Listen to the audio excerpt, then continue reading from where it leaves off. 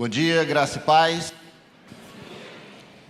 Nós estamos dando início hoje à nossa aula magna da EBD e a gente está recebendo o pastor Jude Clay, que tem ministrado desde o primeiro culto, agora e também logo mais à noite, ministrando para a gente no primeiro culto, falando sobre a história dos batistas.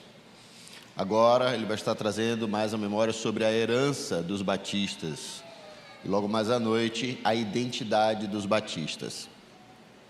A preocupação quando nós, do Ministério de Ensino, preparamos, pensamos sobre esse currículo, é porque nós temos recebido muitos irmãos queridos que vêm de outras igrejas, denominações, históricas ou não.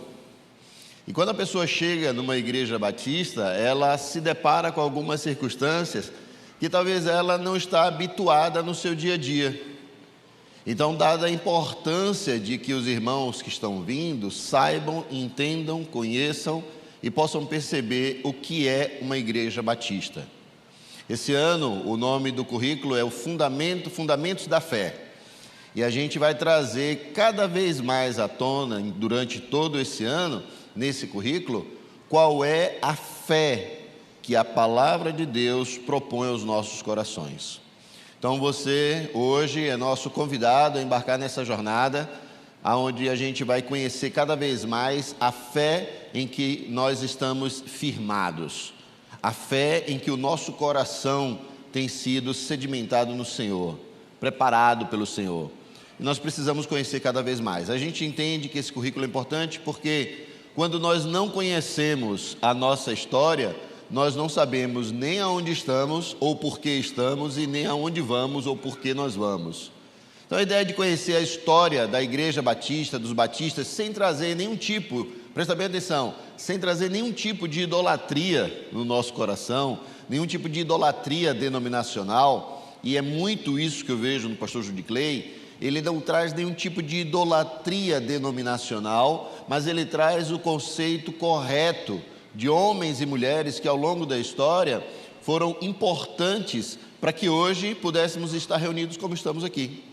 No primeiro culto ele falou sobre uma circunstância de que até mesmo o louvor congregacional era impedido ou não era comum. E aí eu me pergunto, meu Deus, e foi exatamente na hora que a gente estava começando a louvar e me veio à memória, e todo mundo louvando junto, congregando junto, todo mundo cantando junto, gente desafinada às vezes do lado da gente, mas a gente adorando a Deus, né, Wilson? Eu não posso ficar do lado de Wilson, porque o Wilson diz que sou muito desafinado. Mas a gente está ali congregando junto, louvando todos nós juntos e ouvindo verdadeiramente aquilo que o Senhor tem a nos dizer. Então você é nosso convidado a participar hoje dessa jornada. À noite o pastor vai estar falando sobre a identidade dos batistas. Eu gostaria que ficasse de pé os professores e todas as pessoas que estão envolvidas com o Ministério de Ensino da nossa igreja. Professores, pastores que dão aula também no Ministério de Ensino, os irmãos que estão participando, tem gente lá na galeria, tem gente aqui do lado, está aqui. Cada um desses irmãos e irmãs são professores. Eles têm tido o privilégio de carregar sobre os seus ombros a chancela dessa igreja de estar levando a palavra de Deus para cada um dos irmãos que têm vindo para essa igreja. Os currículos e tudo que a gente tem se aprimorado para poder colocar diante dos irmãos.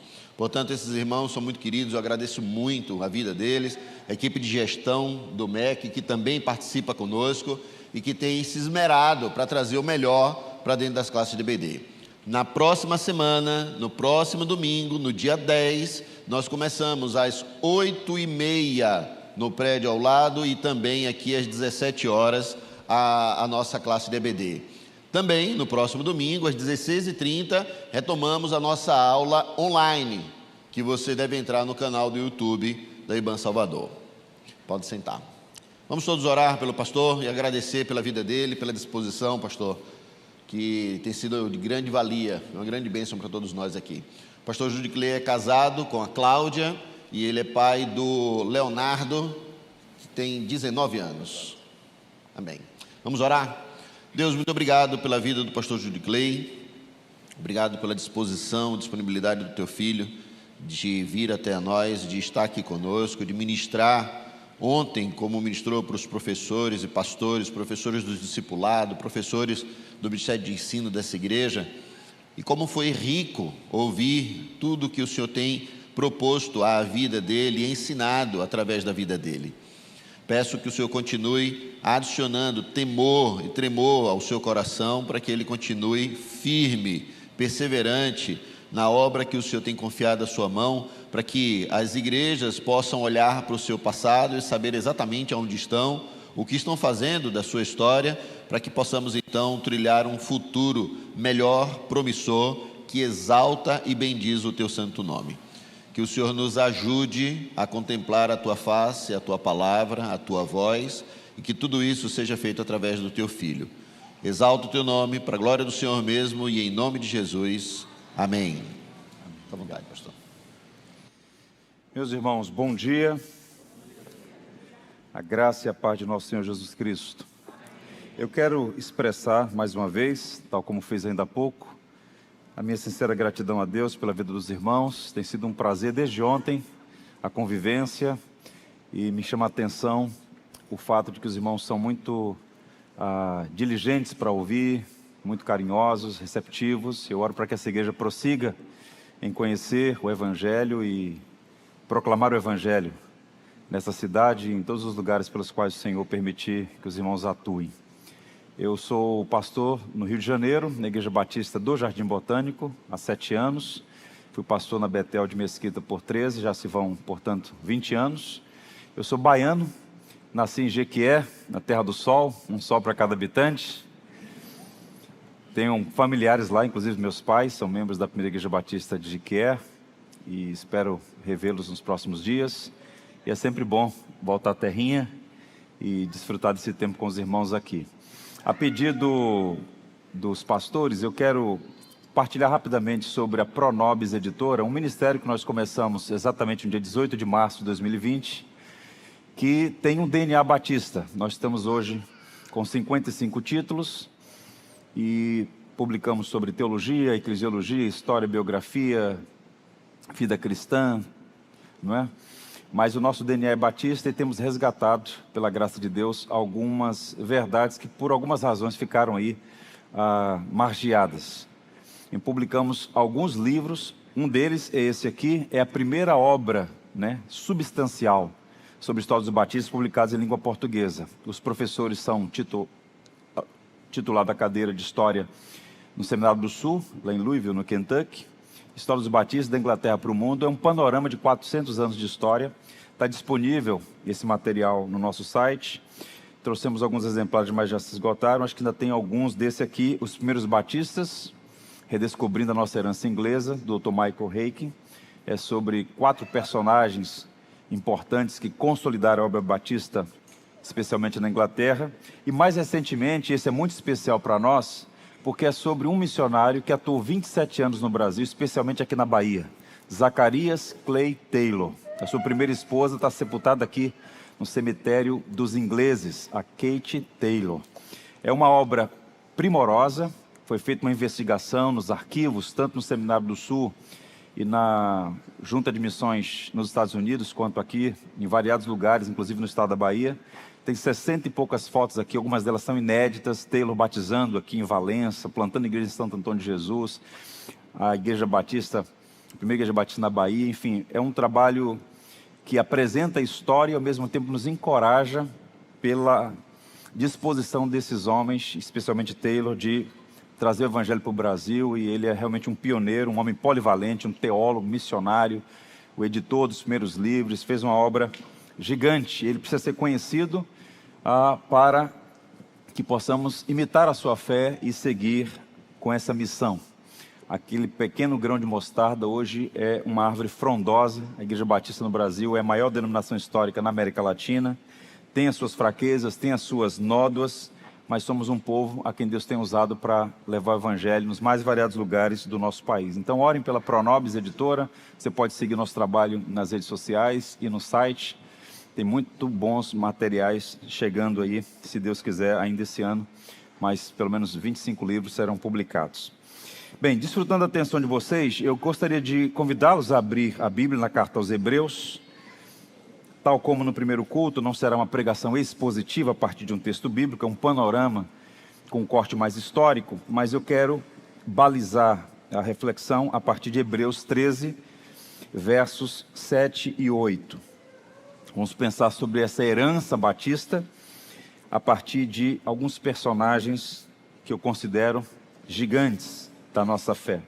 Hebreus 13, a partir do verso 7.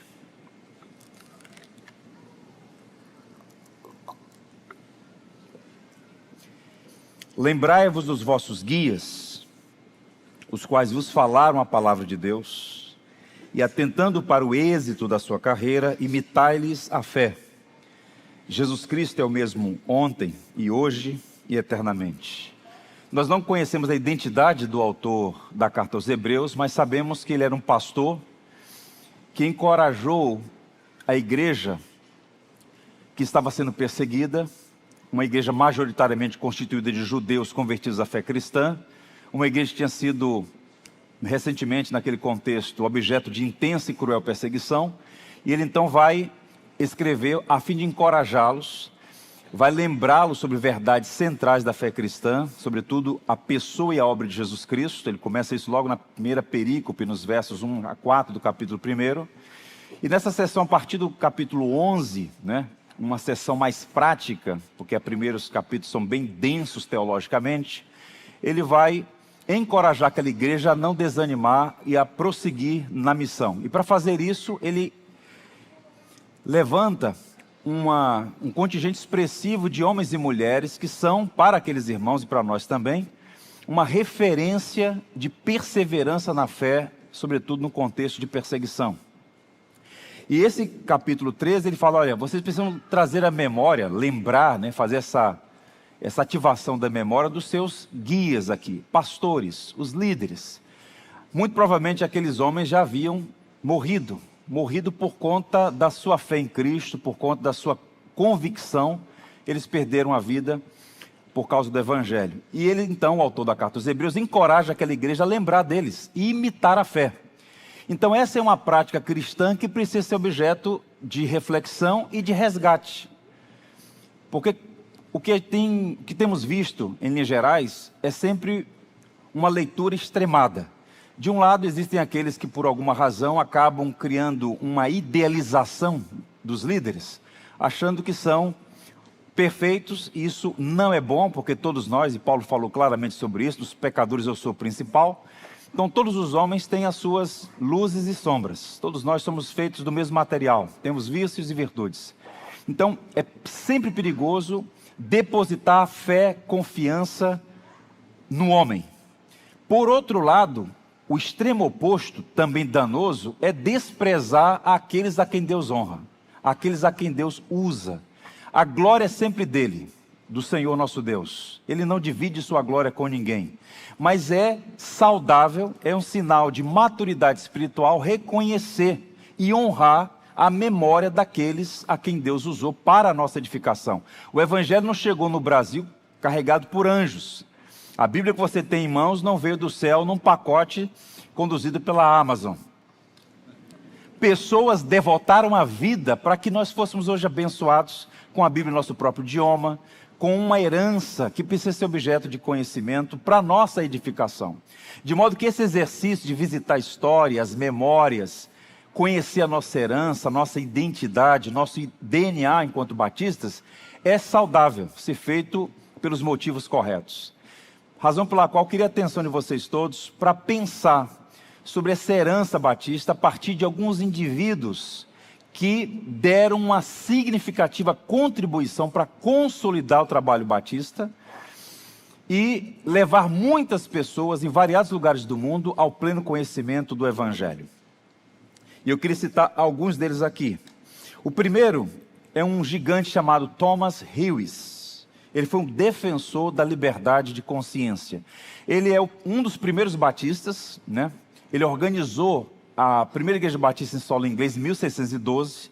Ele não tinha formação teológica, porque naquele momento da história, os batistas, por serem dissidentes, resultado do separatismo inglês que eclode dentro do movimento puritano, Eram dissidentes, não conformistas e, portanto, tinham uma série de restrições. Uma delas era acesso à educação formal nas universidades e seminários na Inglaterra. Então, ele era um advogado de formação e que assumiu o pastorado de uma pequena igreja, algo em torno de 14 pessoas, e quando ele volta da Holanda com um pequeno grupo de refugiados, ele então planta aquela igreja, a primeira igreja batista em solo inglês. Ele foi um grande homem. E quando ele chega de volta à Inglaterra, com esse pequeno grupo, ele escreveu um texto, que é um texto primário. É um texto fonte preciosíssima para entender o pensamento dos primeiros batistas, no que tange a liberdade religiosa. Se a gente fizer uma leitura retrospectiva, a gente vai perceber que havia, consolidado no período medieval, a questão de que a religião do súdito era necessariamente a religião do rei. Havia uma conexão profunda entre o Estado e a igreja. Então, havia restrições e liberdade dependendo da situação. E o Lewis, então, escreve esse documento, Mistério da Iniquidade, dirige-se ao rei da Inglaterra, e eu quero ler para vocês um texto de 1612, portanto, vejam, mais de 400 anos de história. E ele diz assim, no preâmbulo desse documento: ouve, ó rei, não despreze o conselho dos pobres, e deixa que as suas queixas cheguem a ti. O rei é um homem mortal e não Deus, portanto não tem poder sobre as almas imortais de seus súditos, para fazer leis e ordenanças para eles e para estabelecer senhores espirituais sobre eles. Nem pode o rei ser juiz entre Deus e o homem, que eles sejam hereges, turcos, judeus, seja o que for, não cabe ao poder terreno puni-los na menor medida. Gente, isso aqui é história. Isso aqui é a gênese de um pensamento que é consensual hoje. A liberdade de consciência, mas por muito tempo isso não era defendido, e por defender ele foi preso e morreu num calabouço na prisão de Londres. Então vejam, o que é que nós podemos aprender com esse gigante da fé? Liberdade de consciência, separação entre igreja e Estado, são distintivos do povo batista. Depois é que outras denominações vieram e subscreveram essas proposições, mas começa exatamente com os batistas, tanto na Inglaterra, quanto do outro lado do Atlântico, com a primeira igreja batista nos Estados Unidos, com Roger Williams. O que a gente aprende com ele? Uma grande lição aqui: defenda a liberdade de opinião, mesmo que ela seja contrária à sua. Não existe nada mais equivocado para um cristão, e especialmente para um cristão de tradição batista, defender qualquer tipo de censura, qualquer tipo de cerceamento de liberdades, porque Deus nos criou livres. Nós podemos expressar as nossas opiniões, defender as nossas convicções, embora isso não dê a nós a autorização para subscrever heresias, mas temos a liberdade. E vivemos um tempo lamentavelmente sombrio, marcado por uma cultura de cancelamento, de assassinato de reputações, de cerceamento de liberdades e garantias. Deixa eu ler para vocês uma história que me abençoou muito, de um autor chamado Edwin Lutzer, um historiador. Ele escreveu um livro em que ele conta como processualmente a Alemanha ficou de joelhos diante do nazismo. Como é possível um país inteiro, inclusive um contingente expressivo de cristãos, se submeter à tirania daqueles que impuseram tanto terror no século passado? E é uma passagem nesse livro que eu chamo de Abafando os Gritos com os Hinos. O livro chama-se A Cruz de Hitler, de Edwin Lutzer. Ele conta então a história em uma pequena igreja, dando esse testemunho do que aconteceu. Ele disse assim: eu vivi na Alemanha durante o Holocausto, eu me considero cristão. Ouvíamos histórias sobre o que estava acontecendo com os judeus, mas tentávamos manter à parte. Afinal, o que alguém poderia fazer para deter aquilo? Uma linha ferroviária passava atrás da nossa pequena igreja. Todos os domingos pela manhã, podíamos ouvir ao longe o apito do trem e a seguir o barulho das rodas sobre os trilhos. Ficávamos transtornados quando ouvíamos os gritos que vinham dos trens quando estes passavam próximo à nossa igreja. Percebíamos que naqueles vagões judeus estavam sendo carregados como se fossem gado. Semana após semana ouvíamos o apito do trem. Tínhamos pavor de ouvir o som das rodas, porque sabíamos que ouviríamos o som dos gritos dos judeus rumo aos campos de extermínios, gritos que nos atormentavam. Sabíamos a hora que o trem viria, e quando ouvíamos o zumbido, começávamos a cantar hinos. No momento em que o trem passava atrás da igreja, já estávamos cantando com toda a força. Se ouvíssemos os gritos, cantávamos mais alto para não escutá-los. Os anos se passaram e ninguém mais falou sobre isso. Porém, ainda ouço o apito daquele trem em seus sonhos, em meus sonhos. Deus me perdoe, perdoe todos aqueles de nós que dizíamos cristãos e não fizemos nada para deter aquele terror. Vejam, nós precisamos honrar a memória dos nossos pais na fé e, sobretudo, honrar o Deus que nos criou com liberdade de consciência e defender a liberdade e direitos constitucionais. Faz parte da Constituição de um homem criado à imagem de Deus. Portanto, como diz Amós, corra o juízo como as águas e a justiça como ribeiro perene. Nós não podemos ser omissos diante de nenhum tipo de tirania. Então, é próprio do Espírito Batista, da tradição batista, da herança batista, defender a liberdade. Pregar o Evangelho, não ceder 1 milímetro nas nossas convicções, só Jesus Cristo salva. Eu sou o caminho, a verdade e a vida, ninguém vem ao Pai senão por mim. Esta é uma convicção e devemos pregar com entusiasmo e firmeza. Mas ao mesmo tempo, conferir ao outro o direito e a liberdade de contrariar a nossa convicção. Isso é liberdade. E Thomas Hughes nos ensina, portanto, essa preciosa lição. Um segundo personagem que eu quero destacar é William Kiffen, um homem de firme doutrina e ao mesmo tempo amável no trato. Quem foi William Kiffen? Ele nasceu em 1616 e morreu em 1701. Foi um dos principais nomes entre os batistas no século XVII, junto com o Hughes. Ele não tinha também formação teológica formal, ele era um empresário. A indústria estava começando a surgir, né? Naquele contexto. Ele entrou na área têxtil, ganhou muito dinheiro, se tornou um dos homens mais ricos da Inglaterra e usou toda a sua riqueza e toda a sua influência para favorecer a expansão do Evangelho.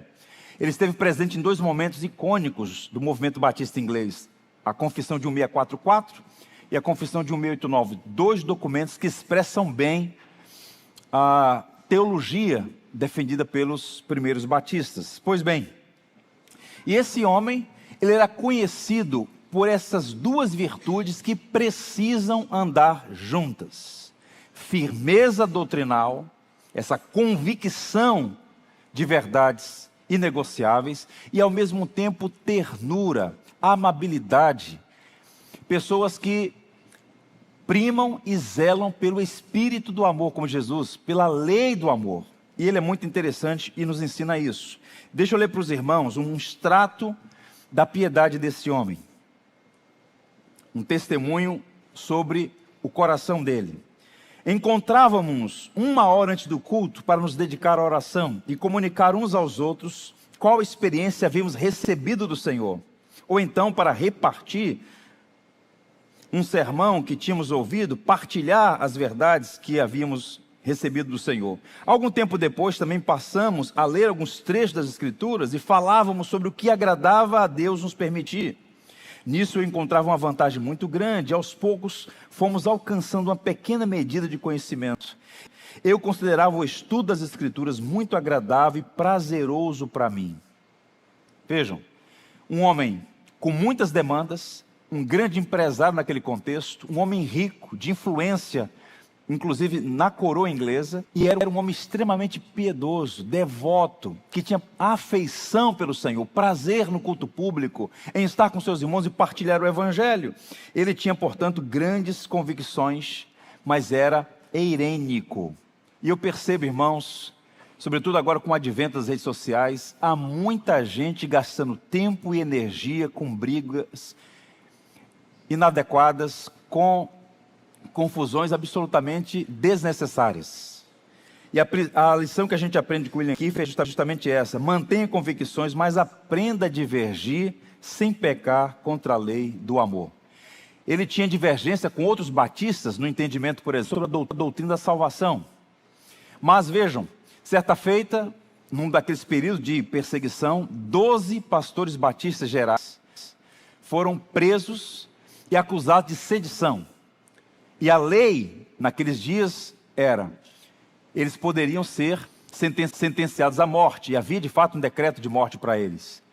E William Kiefer usa a sua influência e os seus recursos e paga uma alta quantia para libertar seus irmãos na fé, irmãos com os quais divergências teológicas. Isso nos ensina muito.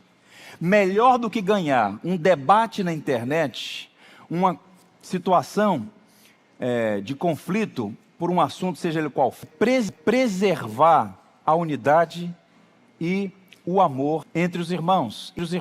Isso é uma grande lição para nós, e nós precisamos aprender sobre isso. Há muita gente em confusão, quando na verdade deveria gastar seus recursos, seu tempo e sua energia para promover o Evangelho. Paulo falou à igreja em Filipenses sobre 2 irmãs, ele inclusive cita essas senhoras nominalmente: rogo a Evódica e a Sintique que pensem concordemente no Senhor. Então vejam, a unidade da igreja é algo que o próprio Deus produz. Nós somos um único povo em toda a face da terra. Há um só rebanho, um só pastor, como nós cantamos. Agora, a comunhão dos santos deve ser preservada. E o princípio geral qual é? Atribuído a Santo Agostinho: unidade no que é essencial, divergência no que é secundária, e em todas elas o amor. E esse gigante batista, William Kiefer, de profunda convicção teológica, era ao mesmo tempo alguém herênico, tratável, amável, misericordioso. E essa é uma lição para a igreja evangélica brasileira e especialmente para os batistas. Um outro personagem que nos inspira muito também, nós somos herdeiros dele, é o John Bunyan. Eu diria que nós vemos em Bunyan o triunfo da graça na fornalha da perseguição. Ele viveu também no século XVII.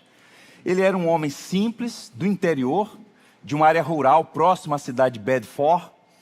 E ele foi alcançado pelo Evangelho, converteu-se a Jesus Cristo e sentiu-se impelido a pregar. Sabe quando o indivíduo é tomado por essa profunda paixão pelo Evangelho, ele não consegue parar de falar o que tem visto e ouvido? Isso tomou o coração de Bunyan. Mas naqueles dias, por conta da perseguição imposta por Charles II, com a restauração da monarquia, e então a igreja anglicana era a igreja oficial da Inglaterra, e qualquer outra suposta igreja tinha sido e era de fato muito perseguida, Bunyan foi preso, sentenciado a 3 meses de prisão por pregar sem autorização do Estado. E ele tinha na sua mente um texto que Pedro e João disseram às autoridades no livro de Atos. Quando aqueles 2 apóstolos foram tentados ou persuadidos a abandonar a pregação, eles disseram: convém mais obedecer a Deus do que aos homens. Não podemos deixar de falar do que temos visto e ouvido. E John Bunyan disse: olha, eu não tenho autorização do Estado, mas eu tenho uma ordem de Jesus Cristo. Ele mandou pregar e eu vou pregar. E ele estava pregando, foi sentenciado a 3 meses de prisão. E depois dessa situação de prisão, o juiz mandou consultar para saber se ele estava disposto a deixar a cadeia e parar de pregar. Eu vou ler para vocês 2 documentos. O primeiro é a sentença de prisão de um pastor batista do século XVII, John Bunyan. A sentença, que está no museu em Bedford, diz assim: John Bunyan, da cidade de Bedford, trabalhador, tem se abstido de forma diabólica e perniciosa de vir à igreja para o culto divino na única igreja que é anglicana. Ele é defensor de reuniões ilegais que causam grande perturbação e distração aos bons súditos deste reino, contrariamente às leis do nosso soberano Senhor e Rei. Sentencio a 3 meses de prisão. Passou 3 meses. Qual o crime? Pregar o Evangelho. Então, passados 3 meses, e ele está numa situação bem difícil, porque ele tem uma esposa, tem filhos, uma inclusive é cega, com muitas limitações, mas ele está ali por uma convicção. E o juiz então manda o oficial procurá-lo e diz: olha, a sentença já foi cumprida, você vai sair. Agora não pode mais pregar. Ele falou assim: eu vou pregar, porque a ordem é clara, ide por todo mundo e pregar o evangelho a toda criatura. E ele saiu da prisão, foi para o púlpito e começou a pregar na sua pequena igreja. E os oficiais prenderam ele no púlpito e informaram o juiz: olha, o pregador Batista está de volta ao púlpito. E o juiz então, Inico juiz, já que ele é tão corajoso para manter-se rebelde contra a lei, eu o sentencio agora a 12 anos de cadeia. E ele passou 12 anos preso por pregar o evangelho. Mas qual o ponto aqui interessante para nós? O sofrimento pode ser um meio de graça. A gente vive numa cultura hedonista. E o que é o hedonismo, em linhas gerais? É uma filosofia que tem duas perspectivas. A primeira, o prazer a qualquer custo. Hedon, prazer. O hedonista busca a felicidade a qualquer custo. E ao mesmo tempo resiste a qualquer tipo de sofrimento. Isso é interessante notar. A gente percebe a presença dessa filosofia na nossa sociedade. Todo mundo quer ser feliz, não importa o meio. E ao mesmo tempo todo mundo é refratário a sofrimento. Mas percebam, o sofrimento pode sim ser um meio de graça. Você não deve buscar o sofrimento, mas se ele vier, não o desperdice.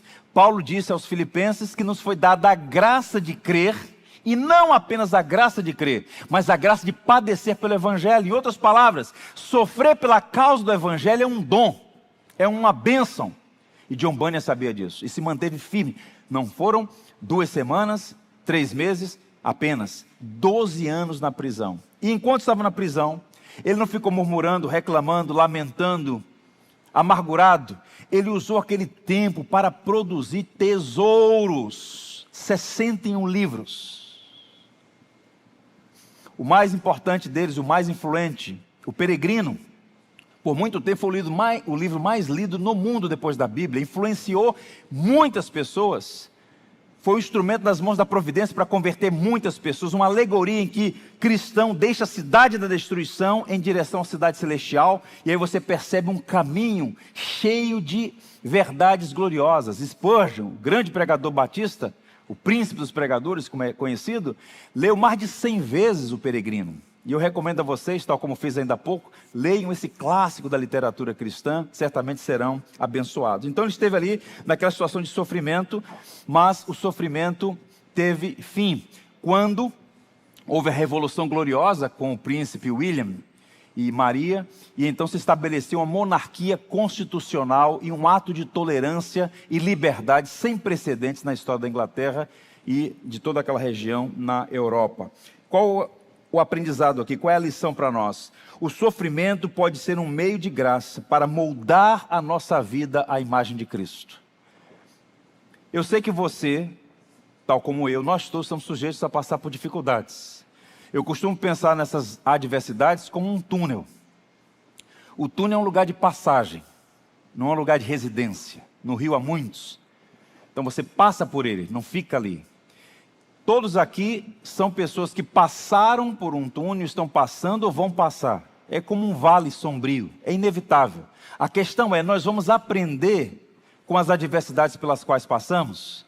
Porque essas lutas, esses problemas, essas tribulações podem ser as mãos do oleiro moldando a nossa vida à imagem de Cristo. Portanto, não desperdice seu sofrimento, seja ele qual for. E John Bunyan é um exemplo para nós.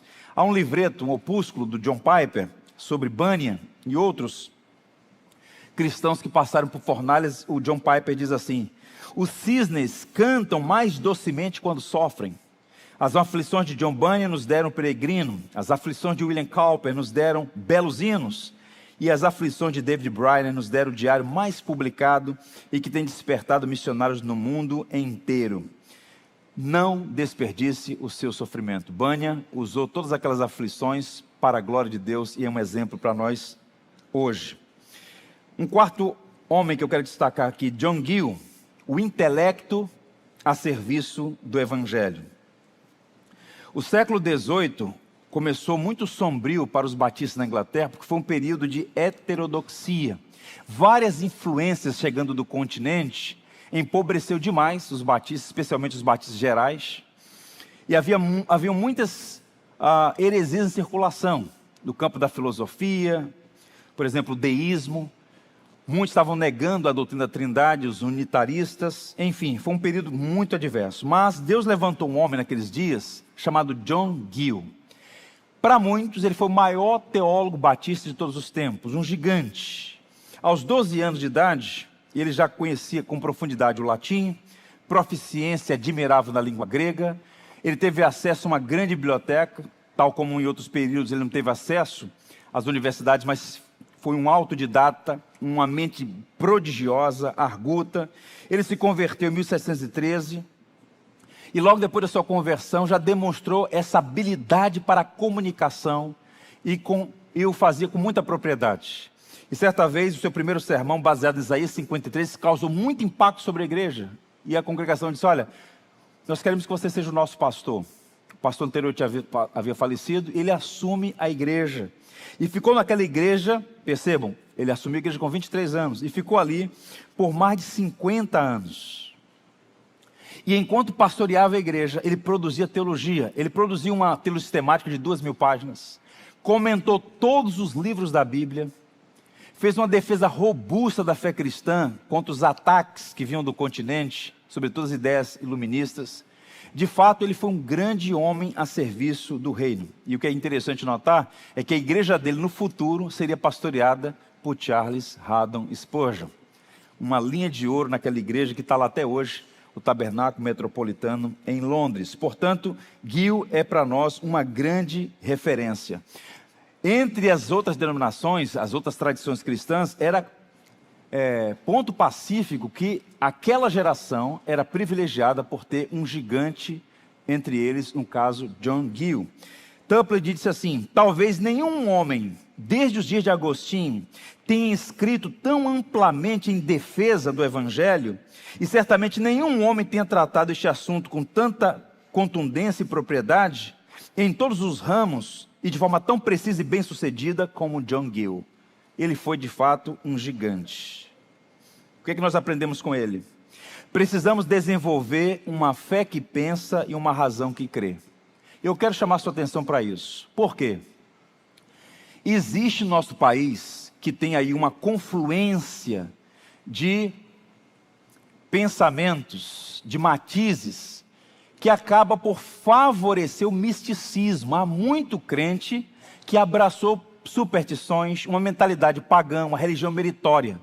Ainda há pouco eu disse que muitos evangélicos não conhecem o Evangelho, porque tem uma visão caricata, deficiente, de que o Evangelho é simplesmente uma questão do coração, é sentir algumas coisas. É evidente que existe esse elemento pessoal, místico, você e Deus, mas o Evangelho, o cristianismo, a fé cristã, tem um conteúdo. Paulo fala da fé que foi entregue aos santos, Pedro. Esse conjunto de verdades que nós cremos, amamos, defendemos e proclamamos. E apreender, conhecer, divulgar, partilhar, defender, tudo isso envolve cognição, reflexão. Deus nos deu dons. E um desses dons é a capacidade de pensar. Estamos numa igreja cristã, herdeira do protestantismo histórico, tem um púlpito aqui no centro, uma Bíblia aberta, alguém expondo o conteúdo, você recebendo o conteúdo, aprendendo, lendo, conhecendo, trilhando os passos daqueles que nos precederam na fé. Isso é uma rica herança que precisa ser resgatada, redimida. Agora veja o que está acontecendo. Um autor chamado Os Guinness, fazendo uma leitura desse cenário no Ocidente, não é um problema batista, é um problema no Ocidente, nas últimas décadas. Ele diz assim: o anti-intelectualismo é uma disposição de não levar em conta a importância da verdade na vida da mente.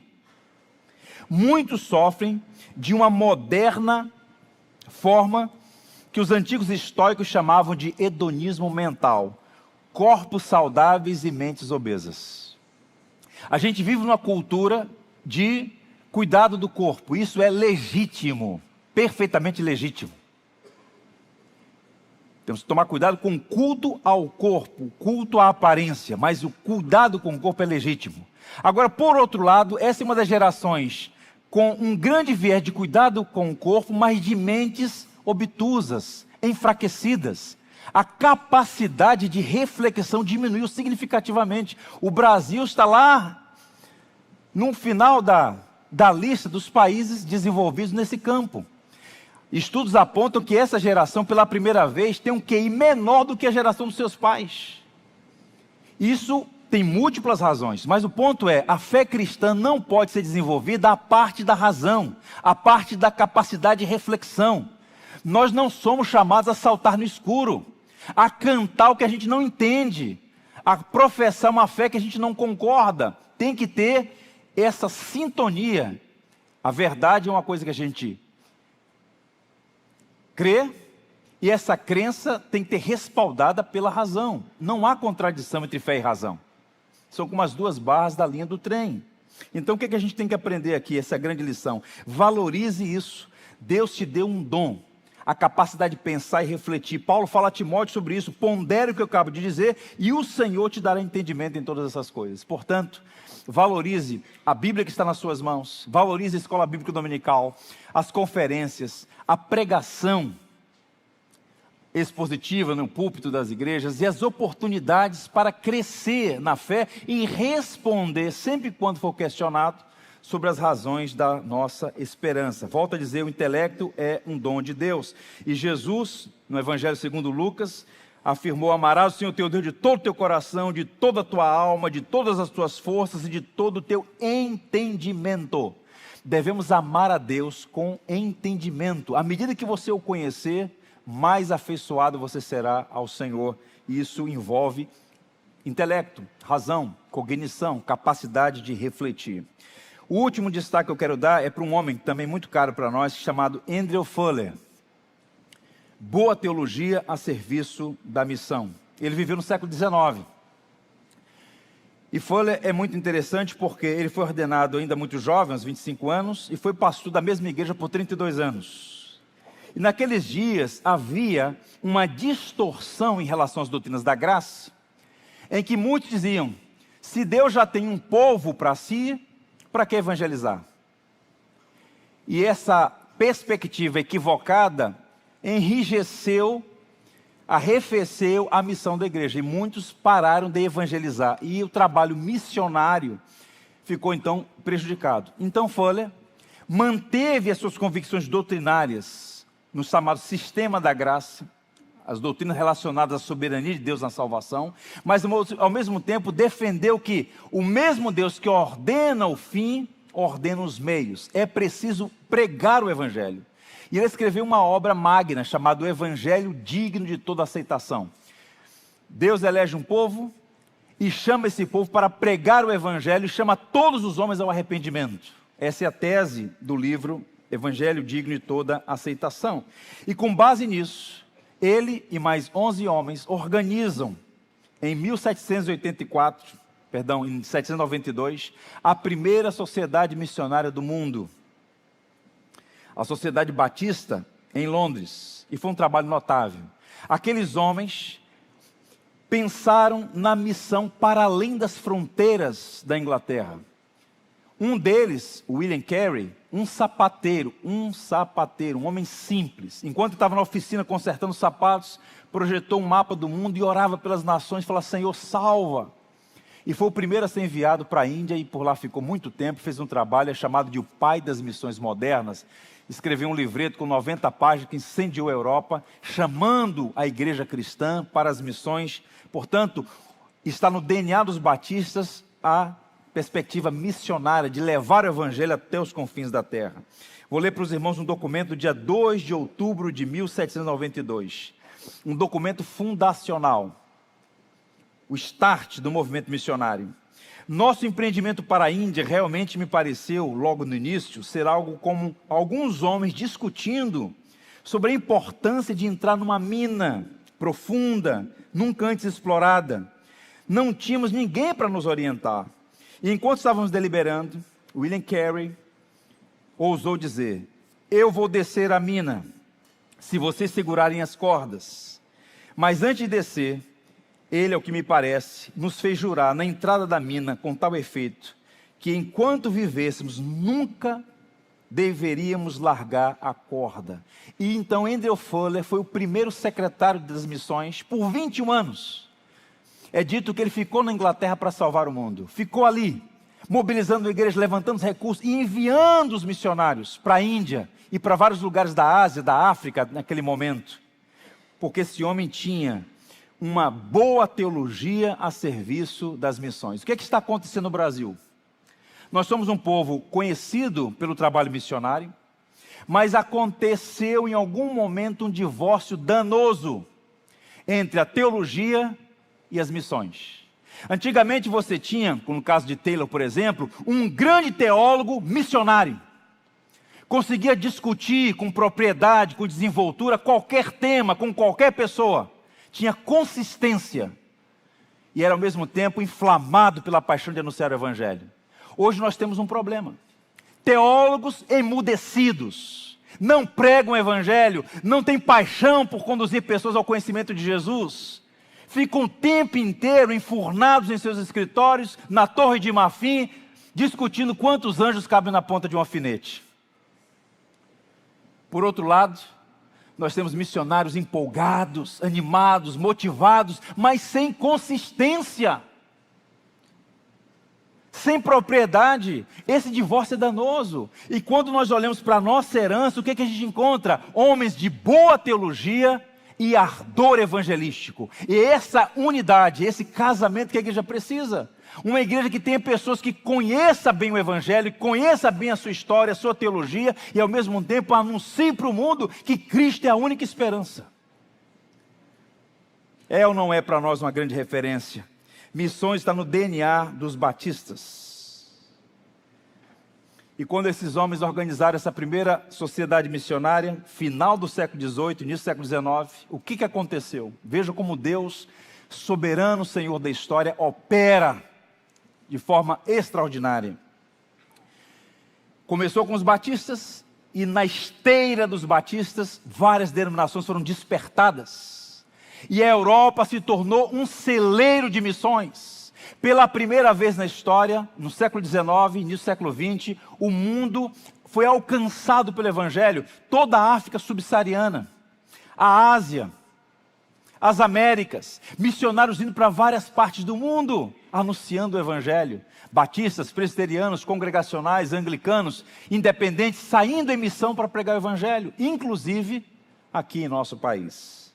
Há uma história de um missionário que eu aprecio demais, um escocês, chamado John Paton, criado numa igreja escocesa, viva, boa teologia, boa perspectiva missionária. Ele então coloca no seu coração ir para a região da Oceania. Ele vai trabalhar no Pacífico Sul, e ele projeta um barco que pudesse viajar por aquelas ilhas, inúmeras ilhas, anunciando o Evangelho. E ele vai, um jovem missionário com a sua esposa e seu filhinho recém-nascido. Em algum momento a esposa contrai uma doença gravíssima, morre ela, em seguida morre a criança. Ele sepulta a sua amada esposa, sepulta o seu filho, continua fazendo o trabalho. Em algum momento ele volta para a Inglaterra, mobilizando mais pessoas para ir anunciar o Evangelho. Como ouvirão se não há quem pregue? A fé vem pelo ouvir e ouvir a palavra de Cristo. A igreja não pode ficar emudecida, discutindo frivolidades. A noite vem quando ninguém poderá trabalhar. Cada oportunidade pode ser a última, sua última oportunidade e a última oportunidade daquele que está no seu caminho. Então, nessa perspectiva que eles homens saíram, homens e mulheres pregando o Evangelho. E quando ele está na Europa, na Inglaterra, mobilizando mais pessoas para o campo, alguém chega à porta da igreja e diz: jovem missionário, há tanto trabalho aqui, por que você quer voltar para lá? Fique aqui. Já perdeu sua esposa, perdeu seu filho, provavelmente vai perder a sua própria vida. O que é que te motiva a voltar? E ele deu um testemunho, e aqui eu quero ler para os irmãos, e peço especialmente aos homens que ouçam esse riquíssimo testemunho. Por que John Paton deixou a Inglaterra para seguir e servir ao Senhor no Pacífico Sul? Foi meu pai que me motivou a falar de Cristo. Meu pai causou forte e intensa impressão sobre mim quando realizávamos o culto doméstico. Muitas vezes o vi de joelhos orando pela conversão dos pagãos. Ele se derramava em lágrimas e eu via a luz no rosto do meu pai. Quando terminava o culto, eu ainda criança corria para o meu quarto, me ajoelhava e dizia: meu Deus, eu quero ser resposta às orações do meu pai. Me envia, Senhor. Eu estou aqui em resposta às orações do meu pai. Uma coisa mais linda, mais nobre, mais digna do que ser um arauto do Evangelho. Ser instrumento nas mãos de Deus para que pessoas tenham seus olhos abertos. Não há esperança fora da pessoa de Jesus Cristo, crucificado e ressurreto. Vamos deixar isso claro. A solução não está no Estado. A solução não está nas ideologias. A solução não está nas filosofias humanas, todas elas fracassadas. O Evangelho é a única esperança para o Brasil. O Evangelho que é o poder de Deus, capaz de remover o Adão que há em nós, remover as nódoas, os pecados, as mazelas, as desgraças, e dar à nossa vida senso de significado, propósito e missão. A nossa vida é um sopro. Meu irmão, ouça o que eu vou dizer: a sua vida é um sopro, é uma neblina, que cedo passa. Estamos caminhando para as portas da eternidade, e é preciso cumprir a missão, viver para a glória de Cristo, e chegar naquele grande dia sem ter do que se envergonhar. Senhor, meu tempo, meus dons, meus recursos foram dados para a Tua glória. E é por isso que aqueles homens vieram para cá. O Brasil, o que era o Brasil no século XIX, gente? Pense nesse país no século XIX, limitadíssimos, estradas limitadas, doenças tropicais, e esses homens vieram para cá, viajando de lá, de um canto para outro, anunciando o Evangelho, porque eles tinham duas coisas. Primeiro, um profundo amor pelo Salvador, e ao mesmo tempo um profundo amor pelas pessoas. E a maior prova que você pode dar de amor por alguém é testemunhar o Evangelho de nosso Senhor e Salvador Jesus Cristo. Portanto, revisitar nossa história é trazer à memória esses personagens que tinham fraquezas, que tinham limitações, que eram pecadores tal como nós, mas certamente foram homens a quem Deus usou para a sua glória. E eu encerro dizendo: ponde-vos no caminho e vede, e perguntai pelas veredas antigas, qual é o bom caminho, e andai por ele. Que o Senhor nos ajude, que Ele nos abençoe. Vamos orar. Curve a fronte, vamos falar com Deus. Ó Senhor, a Ti e a Ti somente, honra, louvor e glória, pelo Evangelho de nosso Senhor Jesus Cristo, que alcança pecadores e os transforma à imagem do homem perfeito que é Jesus. Te louvamos por aqueles que nos precederam, homens e mulheres, dos quais este mundo não é digno, e que foram transformados e foram usados por Ti, para que mais pessoas pudessem ouvir sobre as belezas do Evangelho. Senhor, desperta em nós este senso de maravilha, o desejo de Te conhecer, Te amar e Te servir. Abençoa esta igreja, Senhor, derrama a Tua graça, poderosa graça, capaz de mobilizar dezenas, centenas, milhares, para anunciar aos baianos e a todos aqueles que vivem aqui, que Cristo é a única esperança. Faz essa igreja prosperar, Senhor, em graça, em número, em vida, para a Tua glória e para a nossa alegria. Assim oramos em nome de Jesus, Senhor da igreja. Amém. Amém, pastor. Muito obrigado, querido. Deus abençoe. Quantos foram edificados aqui nessa manhã? Uau. Pode. Abre o microfone dele aqui. Eu não vou perder essa oportunidade, né, meus irmãos? Só vou arrumar o meu cabelo, vamos tirar uma foto contigo. Olha pra cá. Faz assim, pessoal. Aê. Pronto, Lázaro. Um dia eu critiquei um amigo meu, fiz uma brincadeira com ele porque ele não tinha cobertura capilar. E ele olhou para mim, deu um sorrisinho assim entre os dentes e disse: pois é, a uns Deus deu cabelo, a outros inteligência. Mas ficar do lado do pastor Judy Clay é beber de uma fonte. Você sentiu isso hoje? Eu poderia ficar horas conversando com ele, horas e horas ouvindo. Que mente brilhante, que capacidade de memorizar nomes, épocas, datas, eventos, estudioso da palavra, notavelmente com o dom de mestre destacado por Paulo em Efésios capítulos 4, verso 11. O mestre. E a palavra dele é importante porque tira a gente do conforto. Nós estamos vivendo uma época do cristianismo confortável. A gente fazendo aqui um apanhado do tanto de igrejas que tem vindo, pessoas que têm vindo de igrejas para cá. Uma parte vem de igrejas históricas, mas uma outra parte vem de várias outras igrejas que a gente nunca ouviu falar. Então cada dia que passa tem uma igreja nova, num quarteirão, no final da esquina, atrás da rua. Cada dia vai aparecendo uma igreja nova no cenário evangélico brasileiro, e que a gente num determinado momento fica feliz, porque a gente diz, graças a Deus, é melhor igreja do que bar, não é? Então vai pregar o evangelho e não vai vender cachaça. A gente fica feliz. Por outro lado, a gente fica olhando e pensando assim, qual é a consistência desse movimento? Que história há nesses bispos e apóstolos e líderes que estão por aí, às vezes vendendo produtos, vendendo indulgências e pregando um evangelho que não é o evangelho genuíno. E quando você vai analisar as bases desse trabalho, não há consistência. Há tempos atrás eu conversei com um líder de uma igreja aqui em Salvador. Ele montou uma igreja e colocou o nome da igreja de Batista, mas ele não é filiado à convenção e nem a nenhuma das denominações batistas, das ramificações batistas aqui no Brasil. É uma igreja totalmente independente e ele é o líder principal.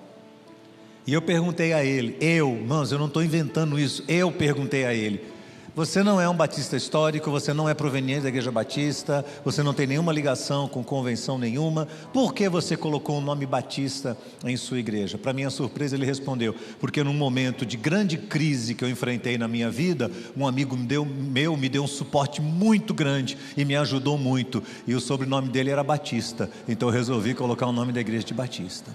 Essa foi a resposta que ele me deu. E as pessoas vão aos montes ouvi-lo, aos montes, porque acham que há nele uma graça para abençoá-las, há uma graça para produzir dinheiro para elas, saúde, isenção dos problemas da vida. E hoje o que nós vimos aqui é uma grande aula. Eu queria estimular os irmãos a verem o primeiro culto, porque é uma sequência. Ele pregou diferente, em duas passagens diferentes, e embora ele tenha contado alguns fatos aqui, repetindo nos dois, mas ele segue uma sequência diferente. Eu queria estimular você a ouvir o primeiro culto e também a ver o culto da noite, porque são temas diferentes. Nós estamos recebendo uma aula extraordinária, de onde está a origem, a base da nossa fé. Como é importante olhar para trás e ver qual é o lastro histórico que nós temos, qual é a âncora que mantém a Igreja Batista de pé no nosso país, qual a importância da igreja daqui por diante. E olhando para a vida de tantos líderes, aprendemos a ter convicção, ainda que preservando o direito das pessoas de nos criticarem e até de se oporem a nós, preservar a firmeza e o conhecimento das Escrituras, mas sem perder a doçura e o amor, ter unidade naquilo que é essencial, divergência nas particularidades, mas o amor sempre presente em todas as áreas, em tudo. Entender que o sofrimento pode ser um meio de crescimento, de aperfeiçoamento da nossa fé. Nós não vamos ter um evangelho que vai nos isentar das lutas, dos sofrimentos, mas também olhar para homens como esse, que deram sua vida para pregar o evangelho ao redor do mundo inteiro, incluindo o nosso Brasil, nossa terra brasileira. Nós somos devedores a esses homens de Deus. Se você ler esse livro aqui, que o pastor trouxe, Zacarias C. Taylor, A Tocha do Evangelho no Brasil, você vai ouvir coisas extraordinárias que aconteceram aqui na nossa terra. Por que a Bahia é o que é? Qual é a origem do povo batista na Bahia? Você vai ouvir aqui nesse livro. E nós precisamos saber disso. Repetindo aqui mais uma vez 1 Pedro 3,15, respondendo a qualquer um que nos inquirir a respeito da esperança que há em nós. Mais do que isso, olhar para a vida desses homens e pensar que eles pregaram o evangelho a todo mundo, cumprindo o chamado de Deus. E nós não podemos nos omitir de fazer o mesmo, porque a oportunidade que Deus está nos dando é hoje. Então louvado seja Deus por tudo que nós ouvimos aqui, irmãos. Eu espero que isso incomode seu coração. Eu espero que todos que são pais aqui tenham sido incomodados com essa versão de um pai que chora, que clama na sua casa por almas perdidas de outro país, e o filho vem e vê aquilo e clama dizendo: Senhor, que eu seja a resposta às orações de meu Pai. Que os homens aqui possam ser acomodados a isso também, entendendo que nós temos discípulos dentro de casa, e eles vão amar o Evangelho, ou vão pender para o progressismo, talvez para heresias, ou para o esfriamento. Muito disso, dependendo de como você, pai e mãe, vai lidar com essa criança dentro de casa. Que Deus nos ajude, irmãos. Que nós possamos aproveitar o melhor desse tempo aqui. Eu estou muito feliz. O pastor trouxe alguns livros para apresentar aqui. Os primeiros batistas, redescobrindo a nossa origem inglesa. Esse que eu já falei, de Zacarias Taylor, A Tocha do Evangelho no Brasil. E um extraordinário, A História dos Batistas da Inglaterra para o Mundo. Todos da editora Pronobis, que ele é o responsável, é o pastor presidente, é o líder presidente. E infelizmente os livros que ele trouxe já acabaram. No primeiro culto, quando a gente anunciou, já acabaram, mas você tem acesso a Pronobis, pode entrar lá, ver as redes sociais e ver onde é que estão esses livros e resgatá-los. A nossa livraria vai estar funcionando hoje lá na sala 25, nós temos livros de liderança e de devocional lá, e você pode aproveitar essa oportunidade para dar uma olhada lá. Quem sabe, não é? A partir dessa pregação você pensar assim: vou deixar esse celular um pouco de lado, vou deixar essa futilidade da rede social um pouco de lado, e vou colocar minha cabeça para aperfeiçoar a minha fé, o meu conhecimento da verdade de Cristo que há em mim, essa igreja. Por que estou nessa igreja? Exatamente por quê? Você tem que perguntar para você: por que você está aqui? Por que você é membro de uma igreja batista? Porque você achou alguma conveniência? Porque o pastor Bruno tem um cabelinho bonito? Não, meu cabelo é horroroso. Não tão horroroso, né? Não é por isso. Mas tem um ministério infantil muito bacana. Tem um trabalho com adolescentes, massa. É por isso que você está aqui? Eu espero que você entenda quem está por trás dessa igreja, quem é o Senhor dela, mas que você também perceba a origem dessa igreja. Ela não foi fundada numa esquina, um ano passado, há 2 anos atrás, por alguém dissidente de tal igreja, de tal lugar, por um líder. Ela não foi fundada dessa forma. Ela tem uma origem, uma história que você precisa conhecer, para que, conhecendo sua igreja, conhecendo o corpo doutrinário dessa igreja, conhecendo a fé cristã, conhecendo a palavra de Deus aqui pregada, você esteja preparado para responder a qualquer um que pedir razão da esperança que há em você. Vamos ficar de pé, irmãos. Vamos orar nesse instante. Hoje à noite, o pastor Judy Clay estará pregando aqui ainda. Obviamente nós não temos espaço para todos, mas o nosso culto está disponível na internet. Então eu desafio você de casa a acessar o culto e a continuar aqui bebendo dessa fonte tão incrível. Vamos orar.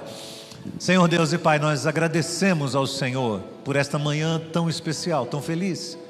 Bendito seja o Senhor, porque o Senhor levanta no tempo certo pessoas que vêm e com autoridade da Tua verdade tem ensinado o Teu povo, tem discipulado e mostrado para cada um de nós que nós não podemos meramente nos acomodar a nossa geração, sofrendo essa subadaptação cultural, mas a gente ter coragem de ser relevante no meio da história, de promulgar aquilo que já aconteceu, mas mais do que isso, de sermos também protagonistas de um tempo novo que está diante de nós. Que os nossos filhos sejam abençoados pela nossa fé, que a próxima geração seja uma geração mais fervorosa e mais crente do que qualquer um de nós, para que nós possamos, Senhor, ter certeza de que com a pregação do Evangelho haverá esperança para esse mundo carente. Abençoa todos que aqui estão, Senhor. Muito obrigado pelo Teu servo aqui pregando, que o Senhor continue usando a sua vida, onde quer que ele esteja, que ele seja uma bênção nas Tuas mãos. Que o Senhor abençoe o Teu povo que aqui está, que o amor de Deus, o nosso Pai celestial, a graça infinita de Jesus Cristo, amado Senhor e Salvador, as consolações, a plenitude, o poder do Espírito, seja com todos, para a glória do Senhor, em nome de Jesus. Amém, amém.